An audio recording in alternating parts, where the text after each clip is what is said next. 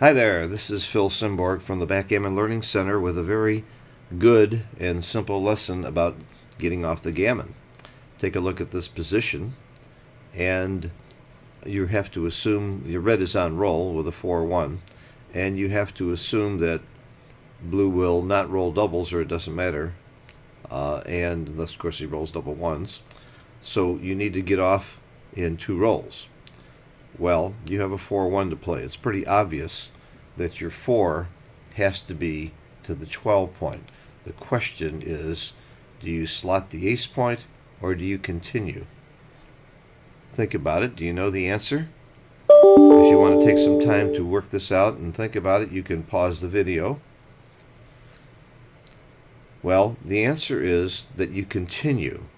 There are more rolls that will get off the gammon if you continue than if you slot the ace point.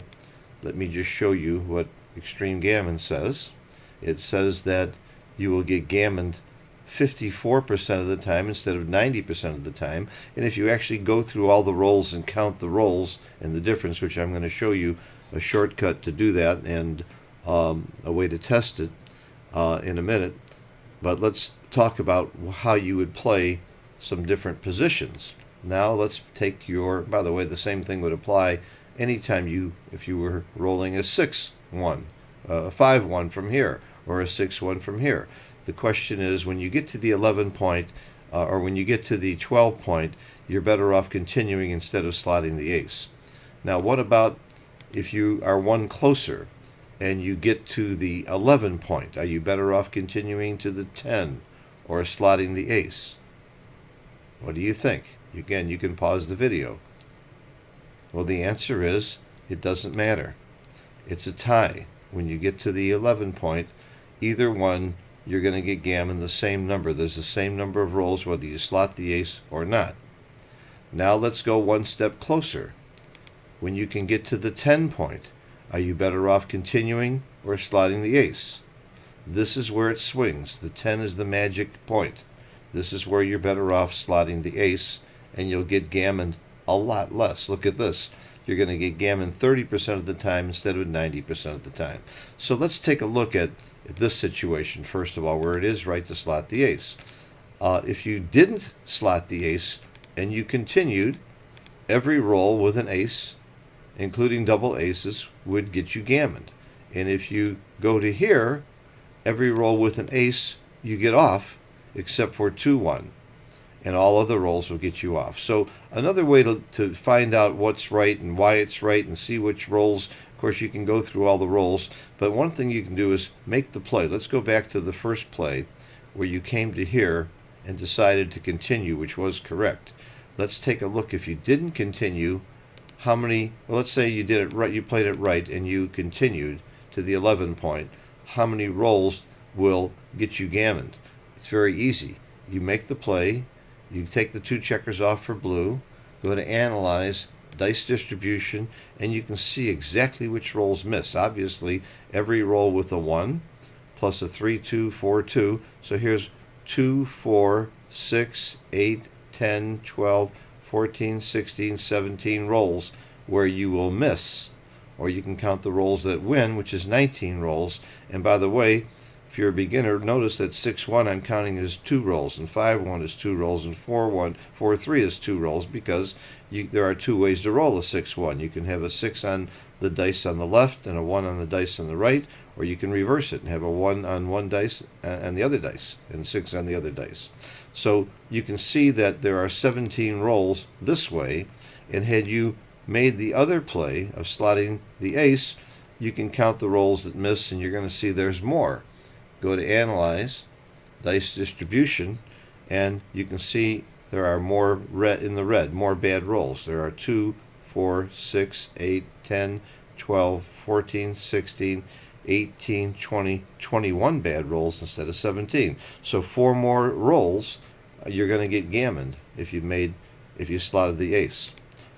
We can do the same thing again. When you got to the 10 point, it was better to slot than to continue. Let's see why. If you continue, of course you're going to miss with every single one, including double ones. And what else misses? I think that's it. Am I missing something besides brains? Let's take a look. Analyze, dice distribution. That's it. You're only missing with ones. This is a good way to check yourself to make sure you didn't miss anything. And we already know that there are 11 ways to roll a 1. There's 11 ways to roll any number by itself, not counting combinations. So you're missing with 11 ones if you made this play. And what if you went to here and slotted with the ace? Now what misses? Looks like only really small rolls like a 3-2 and rolls that don't get you in. Let's see what misses. Analyze. Dice distribution. 3-2, 3-1, 2-1, and 1-1. There's 2, 4, 6, 7 rolls instead of 11. So the difference is going to be 4 rolls if you make the wrong play. And 4 more rolls is a lot more times to get gammon. Each roll is worth a little bit less than 3%. So 3 times 4 is 12.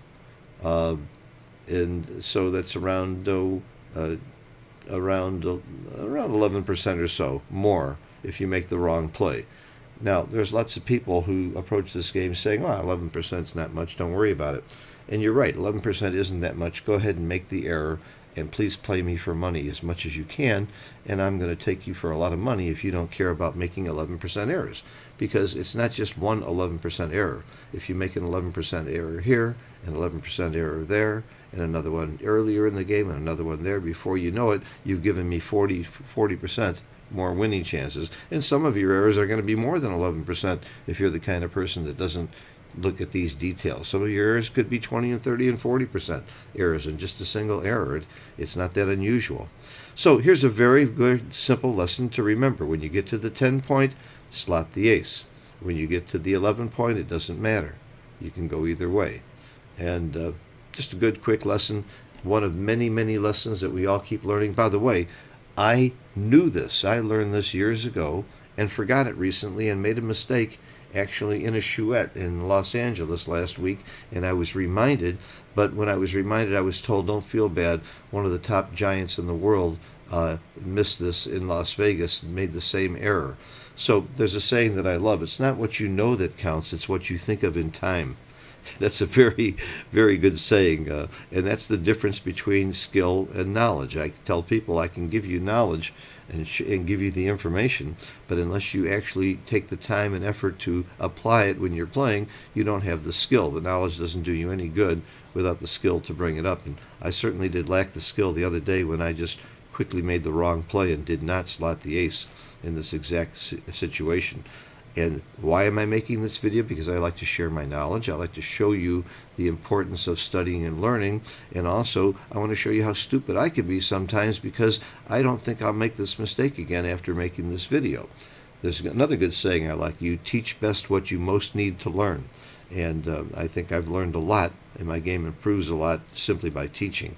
So, I also want to remind you that I'm not the only teacher at the Backgammon Learning Center. There are 15 of us teaching beginners from as low as $30 an hour to top players and experts for more than that, depending on who you select and the type of lessons and whether they're live or online.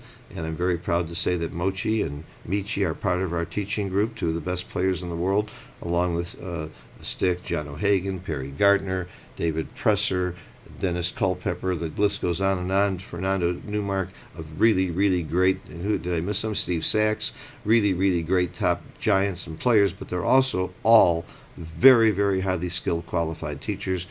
Contact me if you're looking or interested in backgammon lessons, or if you just need any help at all, recommendation of a website, recommendation of a book.